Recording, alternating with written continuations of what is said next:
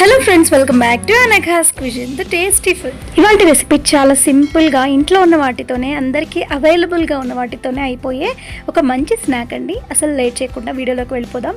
So ఇవాళ video potato Manchurian, అది కూడా ఆనియన్ గార్లిక్ అస్సలు యూజ్ చేయకుండా. సో ఈ రెసిపీ మీకు నచ్చాలంటే ఒకసారి మీరు ట్రై చేసి తీరాలి. ట్రై చేస్తే మీరే చెప్తారు ఆనియన్ గార్లిక్ యూజ్ చేయకుండా కూడా చాలా బాగా వచ్చిందని. అండ్ రెసిపీ చివరి దాకా చూస్తే మీకు రెసిపీ పాడవకుండా ఎలా చేయాలి, ఆలూతో చేసినా కూడా మంచూరియన్ టేస్ట్ ఎలా తెప్పించాలి, అలాగే క్రిస్పీగా లాస్ట్ మినిట్ వరకు ఎలా ఉండాలో తెలుస్తుందండి.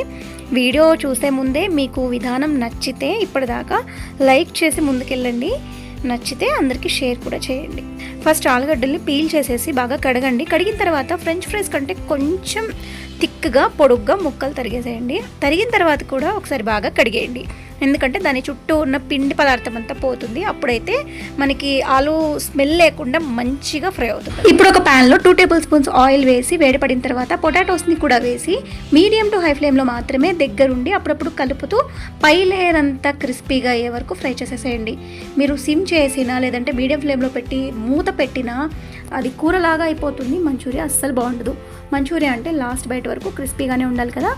కుదిరితే ఇలాంటి ఫ్రైస్కి అంటే షాలో ఫ్రైస్కి నాన్ స్టిక్ యూజ్ చేయండి. తగు జాగ్రత్తలతో యూజ్ చేస్తే అసలు దానివల్ల మనకి ప్రాబ్లమే ఉండదు. మనం హీట్ చేసే హీట్కి ఆ లేయర్ అసలు మన ఫుడ్లోకి రాదు అంటిల్ అన్లెస్ స్టీల్ గరిటెలతో మనం దాన్ని గీకితే తప్ప. ఇలా ఫ్రై చేసుకున్న తర్వాత కొంచెం సాల్ట్ వేసి కలిపి మూత పెట్టి లోపల కూడా మగ్గే వరకు ఆలుగడ్డల్ని మగ్గించండి. సో మంచూరియా అంటే పైన అంతా క్రిస్పీ ఉంటే సరిపోదు కదండి, లోపల బాగా జ్యూసీగా పైన క్రిస్పీగా ఉండాలి. ఇలా అయిన తర్వాత వీటన్నిటిని తీసి పక్కన పెట్టేసేయండి. ఆ తర్వాత ఇంట్లో ఉన్న సాసెస్ యూజ్ చేయండి. అవి ఏవైనా పర్లేదు. Minimum tomato and green chilli sauce ఉంటే చాలు. సో సోయ్ సాస్ ఉంటే వేసుకోండి, అంటే దానివల్ల మనకి అథెంటిక్ మంచూరియా టేస్ట్ వస్తుంది. నేను ఇక్కడ ఆనియన్ గార్లిక్ లేని సాసెస్ యూజ్ చేస్తున్నాను అండి. అది కూడా టొమాటో సాస్, ఇంకా green chilli sauce, dark soya sauce వేస్తున్నాను. వెనిగర్ అట్లాంటివి ఏమీ నేను యూజ్ చేయట్లేదు. జనరల్గా ఇంట్లో ఉన్న మనకి ఇంట్లో అవైలబుల్గా ఉన్న ఐటమ్స్తో చేస్తున్నాను. సో మీరు కావాలంటే ఈ ప్లేస్లో అంటే ఇవి వేసే ముందు ఆనియన్ గార్లిక్ ఇంకా వెజిటబుల్స్ అవన్నీ వేసి హై ఫ్లేమ్లో వాటిని ఫ్రై చేసి ఆ తర్వాత ఈ ప్రాసెస్ కంటిన్యూ చేయండి.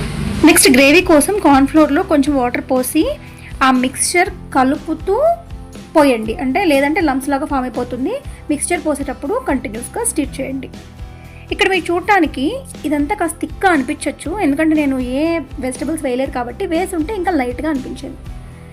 సో ఇలా దగ్గర పడిన తర్వాత దీనిలోకి రుచికి సరిపడా కొంచెం కారం, కాస్త ఉప్పు, చిల్లీ ఫ్లేక్స్, అలాగే పంచదార మీ టేస్ట్కి తగ్గట్టు వేసుకోండి. ఇక్కడ ఆల్రెడీ నేను టొమాటో సాస్ కొంచెం తీపిదే యూజ్ చేశాను కాబట్టి షుగర్ అంత ఎక్కువ వేయలేదు. సో చూసుకొని వేసుకోండి.